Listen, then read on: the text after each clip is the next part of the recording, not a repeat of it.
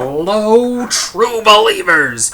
We're here. This is it. We're finally starting Deadpool.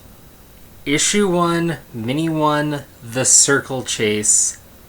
Here we go. So let's start off by talking about, bam, the talent. Of course, writing Fabian Nicieza, who is the co-creator of the character along with Rob Liefeld. But instead of Rob Liefeld doing art, we have a little up-and-coming someone who graduated from being an intern at Marvel to getting Do What He Want, actually draw a page, Joe Madureira, in essentially his first professional job, first professional comic job at least, and it's better. Oh, this is a step up.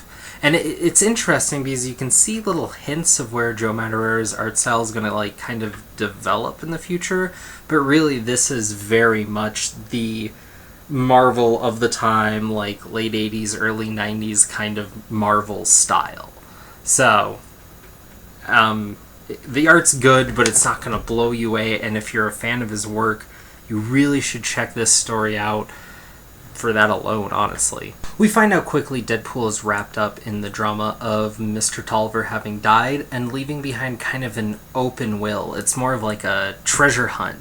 Whoever can find the secret stash of his weapons first, with supposedly the greatest weapon on the planet first, finders keepers, basically. And a lot of mercenaries are caught up in this, and obviously Deadpool, having been his number one mercenary man, is caught up in it, and obviously Copycat is going to be caught up with it as well.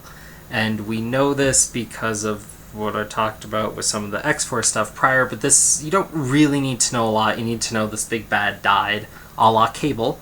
That was Cable's kind of initial big bad, and then Deadpool's moving on from that. And we quickly see Deadpool's world expand. We kind of get his corner, and that's when we first get introduced to Weasel.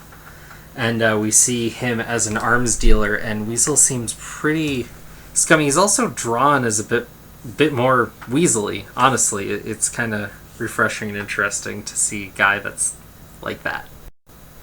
Then again, we're introduced to Kane. Weapon X being a part of it, and the whole Weapon X program is something very much Deadpool still wrapped up around that kind of circle of people, except sans Wolverine. But it's annoying that Kane is called Weapon X. That's just confusing.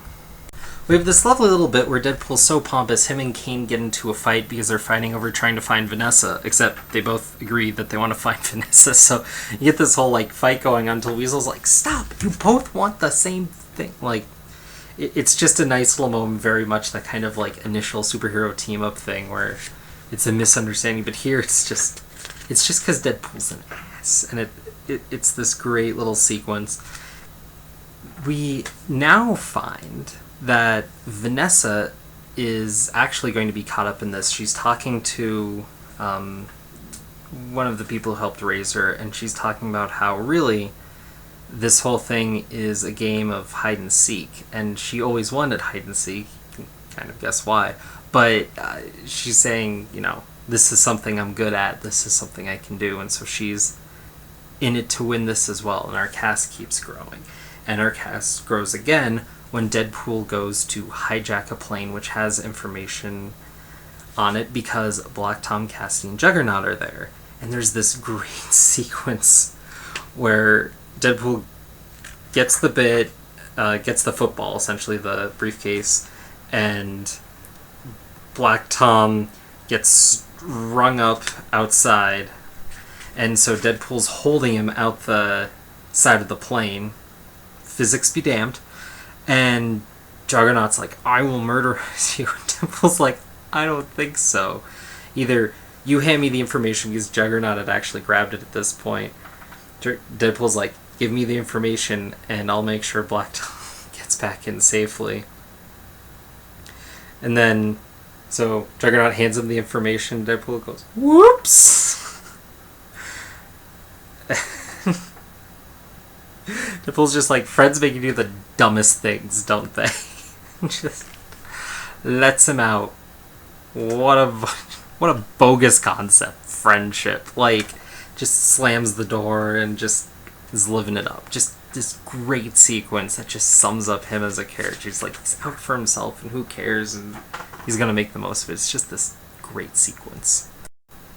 And then we get a new character, Slayback, who is going to be a villain that just took out Weapon X.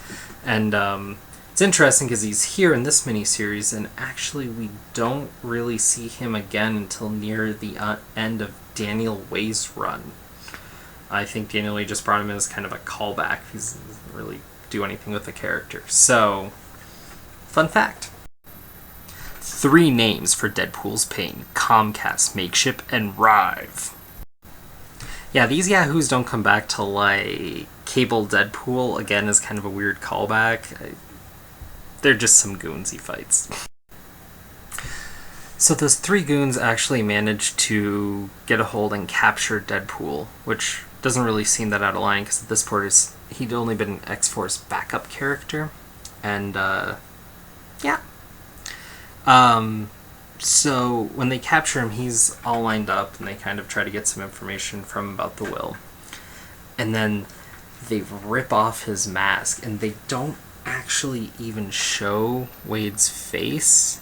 You can tell there's a little bit of blonde hair, and he's just like misfigured. And they're like trying to hold back his lunch, and then Weasel busts in to save Deadpool. And he said, I always said your face is the best distraction. Like, it's just mortifying to these people, just to show like how misfigured this whole process did.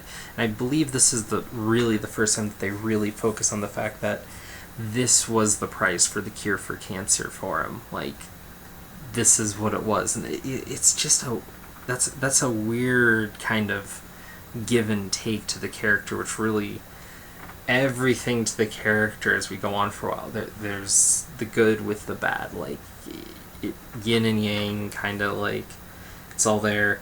And then Deadpool gets bust out, and it's just, I'm gonna make you obsolete. And then the mask is kind of ripped off and hanging, and it's just this badass shot. You just get like the ferocity of the character in that frame. I really appreciate that sequence. The 3rd comic Weasel's been in, but really like the 2nd time he's had more than a little bit, and he kills a person here, just blam. And it's interesting because as we go on, we'll see that Weasel is a character that tends to be more frightened, and they try to make him more like an arms backup guy, but he started out more here, and it's interesting that they made him less a man of action. Then we have another one of my favorite sequences. In issue 4, Weasel and Deadpool sneak into this sanctuary where there are a bunch of monks. He makes a monkey's joke. And then they get into the armory. And then there's this bit where Weasel's like, wait, you gotta be careful. And Deadpool comes out. Packing chips! That's the greatest weapon on the face of the planet. Styrofoam packing chips! Just imagine getting nailed by one of these babies. Oh, the humanity! Like, just doing it. Then you see them playing with this Atom Bot, and these had been kind of in X-Force prior here and there. But this gets activated, and this one's different because there's a 0. Anywho, Kane comes in, Vanessa comes in, Slayback comes in, and then there's this huge fight, and Slayback has Deadpool on the ropes, like he's gonna die, because Slayback has like this mechanical proby kill you stuff. And then Zero comes in, and then he starts just wiping the field. What he is this is kind of a weird high concept, not necessarily so much plot. What it is, the greatest weapon on the planet, is a weapon that only destroys other weapons. So Slayback's like a cyborg, and Zero just wipes out all the cybernetic components, and essentially the organic parts just left withered and dead. Weasel has all these things on him and just boop, boop, boop, pops him off. Kane is judged to roughly be a hero. And then it's going up to Deadpool, and Deadpool saying, no, I have value, because Copycat got like a hole punched through her. And because of the way her powers work, Deadpool says, no, I have use here, watch, and she forces Copycat to take his ability for a while and heal herself. And Zero's saying, further analysis needed, we'll come back to you. So he kind of walks away, and it's this idea that suddenly, that's the idea, the break, the moment, the character growth, that he hasn't been, but he has the potential to be something more. As of right now, marks the moment where he can go from being just this villain stock mercenary, and now he has the potential to be a hero. And that's where we leave off in this 4-part mini. Bam! Part 1 wrapped up. Road to Redemption Step 1. Recognizing the problem.